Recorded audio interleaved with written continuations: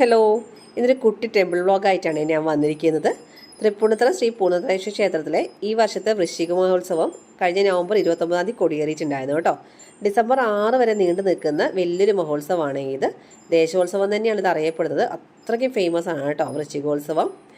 നല്ല തിരക്കുണ്ടായിരുന്നു കേട്ടോ ഞങ്ങൾ വന്ന സമയത്ത്. അങ്ങനെ ഞങ്ങൾ കയറി തൊഴുതൊക്കെ കഴിഞ്ഞ് പ്രസാദമൊക്കെ വാങ്ങുമ്പോഴത്തേക്കും തന്നെ അവിടെ പഞ്ചാരി മേളത്തിനുള്ള ഒരുക്കങ്ങൾ തുടങ്ങിയിട്ടുണ്ടായിരുന്നു കേട്ടോ. ശ്രീ പെരുവനം സതീശന്മാരും സംഘമായിരുന്നു കേട്ടോ ഞങ്ങൾ പോയ എന്ന് പഞ്ചാരി മേള അവതരിപ്പിക്കുന്നത്.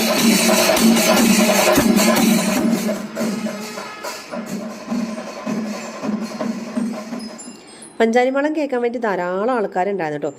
ചില ആളുകളൊക്കെ ഉണ്ടല്ലോ അതിനെ മുഴുകി ലയിച്ചിരിക്കുകയായിരുന്നു കേട്ടോ. ഇവിടെ ഏത് അമ്പലത്തിൽ പോയി കഴിഞ്ഞാൽ നമുക്ക് ഇങ്ങനത്തെ കുറച്ച് ആൾക്കാരെ കാണാൻ പറ്റും, ഈ മേളത്തിലൊക്കെ ലയിച്ചിരിക്കുന്ന ആൾക്കാരെ.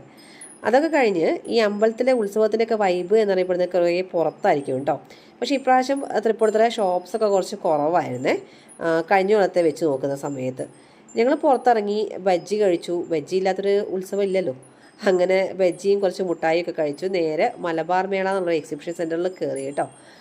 കുട്ടികളെ പറ്റിക്കാനുള്ള കുറേ ഉടായ്പ സാധനങ്ങളുണ്ടായിരുന്നു.